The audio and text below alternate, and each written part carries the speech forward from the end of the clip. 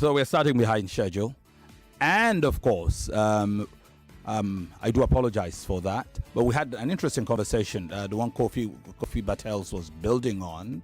It's time for the Fintex show. We got literally less than 15 minutes of the show. We'll make it worth your while for this week. We might as well get to it. So, I'd like to start with news for you. And the news is that you will no longer pay value-added tax, VAT, as well as import duty. You will no longer pay VAT or import duty.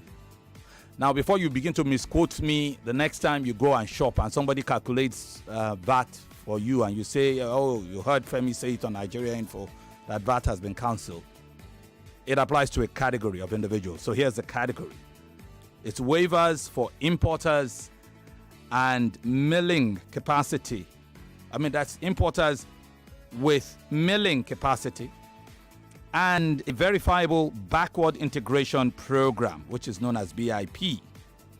So, importers with milling capacity who are milling and who have verifiable backward integration program for certain crops. And what are these? 1. Maize. 2. Husked brown rice. 3. Wheat. 4. Grain beans. And 5. Millet. That's according to the Deputy Controller General of the Nigerian Customs Services, CK Nyangwan. According to the man, the Nigerian Customs Service had begun the implementation of the 0% import duty and exemption of value-added tax, VAT, on these basic food items you just heard. That is maize, husked brown rice, wheat, grain, beans, and millet. Now, remember last month, I had told you, alongside the lads, we informed you that the federal government had suspended duties, tariffs, and taxes on imported food staples coming through land and sea borders. The intention is to try and reduce inflation. Now, it's a window that closes on the 31st of December this year. So between now and the 31st of December, Nigeria has gone full circle from banning the importation of some of these foreign things to taking out duties and tariffs to augment for the food shortages the country is witnessing. Remember all the things we've been saying about farming over time. So this is how we welcome you to the show for this week. It's the Fintex show. I'm Femi Obong-Daniels, and on this show we talk about non-oil export, we talk fintech, and of course the peripherals of fintech. Also, in the last 15 minutes, we also talk more to the families and women folk. So let's get to the issue at hand. I always like to start by saying Niyi Adeosun, non-oil expert coach. Our non-oil export coach is with me, as is producer Razak Olayegbe. Technically, they are with me, but virtually, but in reality, they are not, because Lagos has happened to both men again today. So they'll join me virtually until they can get here in person. Good morning, Niyi and Razak. Good morning, Niyi. How are you? Good morning. Good morning. Good morning, Lagos. It's such a horrible day with traffic, actually. Understandable. I mean, everybody, even Ayo, could not get to the office in time today. If Ayo does not get to the office in time, something is going. That's my sign that something is happening. Something is happening in town. All right, guys. You heard my introduction. As you continue this journey down here, I'd like to ask you, Niyi, these gifts. Now, VAT, import duties, not paying. A quick one. Do you feel this would reduce the high cost of food items on the market right now? Well, thank you very much, and good morning, our listeners. I mean, when I got the script, I was kind of hungry. I was kind of angry. I wasn't hungry. I was angry. I just wanted to know if the anger was from the hunger. Yeah, you know, because again, one of the things that we talk about every time is we cannot continue to subsidize consumption, all right, while we lift production. Mm-hmm. So it's a bad policy, just to tell you the summary. So I don't really know who thinks for the government, because, and I've said it on the show once or twice, that the responsibility of government is to make life easier for businesses. Okay? Yeah. So why is government not giving tax holiday for the importation of equipment? So which means if you want to bring in a lawnmower, you want to bring in a tractor, you pay zero duties. So if government, so this is too ad hoc for anybody, because now the question you must be asking yourself is, so what happens to those who are involved in local production of maize, involved in local production of millet and all of those things that they've talked about? So it's counterproductive. So which means that they're saying that, look, those who are actually the very wealthy people who can go abroad, all right, to go and bring in these things, should get richer. Right? While the government neglects security to be able to make our farmers farm more, all right, such that the cost of production becomes lower. So it's a bad policy, if you ask me. Let me put this in. In the list, there is maize, there is wheat, there is grain beans, there is millet, and there is rice. But it's not just rice. It is husked brown rice, very specific. Now, the question on my mind is that, there is restriction on rice importation in Nigeria. Is this, I don't, help me. How does this play in? This restriction is still in force, or not, from your estimation? So that's a good question. So that's why I'm telling you that policy is counterproductive. All right. Government tells you there's ban of importation of rice.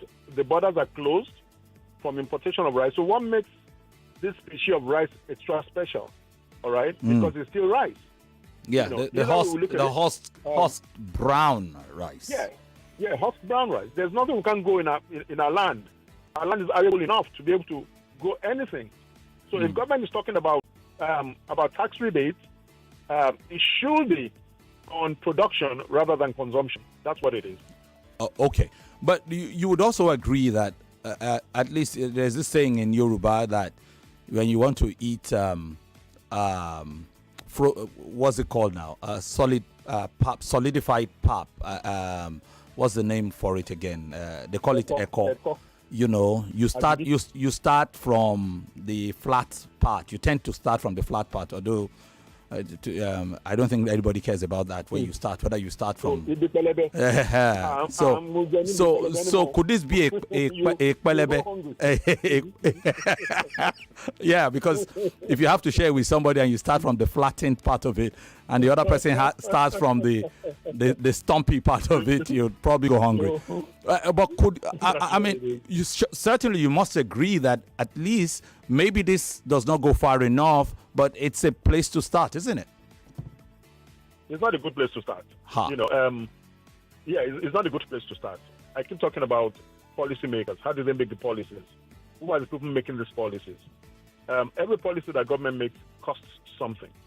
All right? Nigeria is in their need. Nigeria is in their need of development. It's in their need of development 10 years ago. So there are no rooms for trial and error. We're not in the stage where we're trying and doing error anymore. That's not where we should be. All right? When government is talking about policy now, it must be properly thought out, all right, such that you can have great effects on the people. Food is a major problem. The cost of food is a major problem. I mean, I bought food this weekend, you understand? Yeah. And I mean, every time I want to buy food stuff and all of that, you understand, I don't say that I go into depression. Because I can understand the thing between my son was telling me about palm oil today, that we've run out of palm oil, and my wife has run away with the rest of the children, and I was looking at him like yeah, if the oil has finished, buy another one.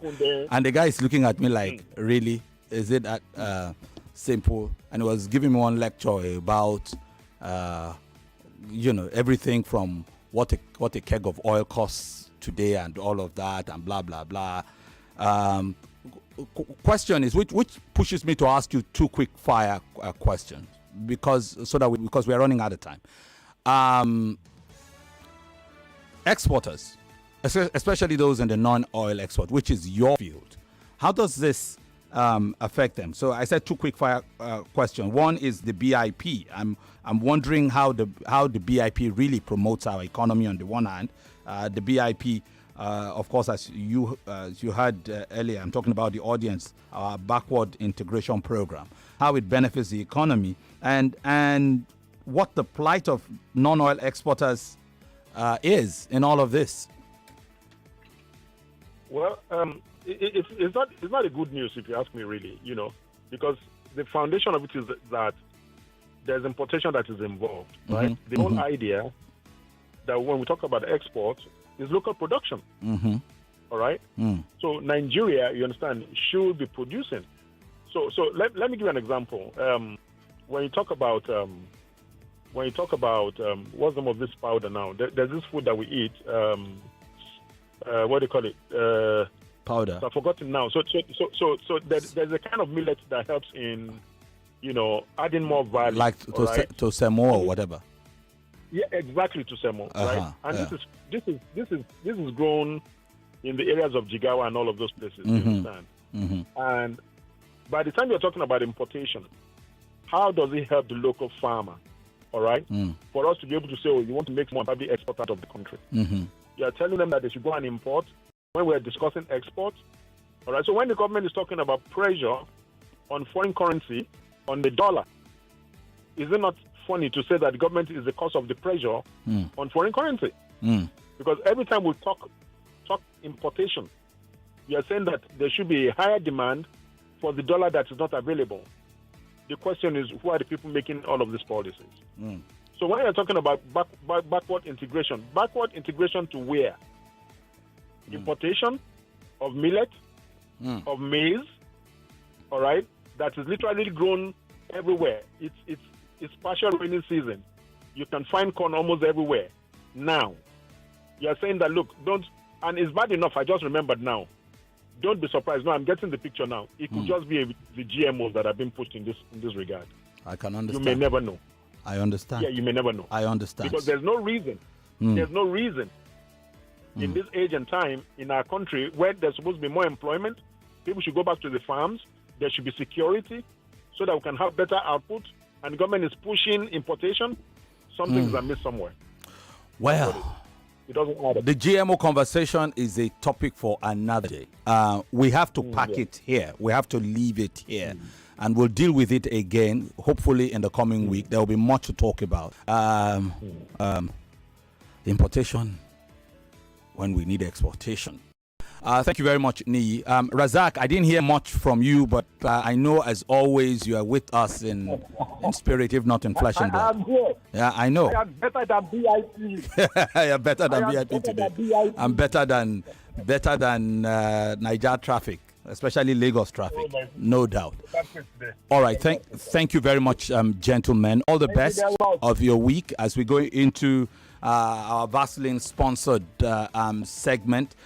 By the way, for those in the non-oil export industry who are looking to relate and ask questions and all of that, send your inquiries to 0912-171-2885. 0912-171-2885. Welcome to the Vaseline segment right after this. In Nigeria, the weather can change in an instant, just like life itself. Even when 99.3 Nigeria Info. We are more than just radio. Subscribe to our YouTube channel at Nigeria Info FM. Check us out on Facebook at Nigeria Info 99.3. Follow us on Twitter at Nigeria Info FM and on Instagram at Nigeria Info FM Lagos for live updates as it happens. 99.3 Nigeria Info. Let's talk.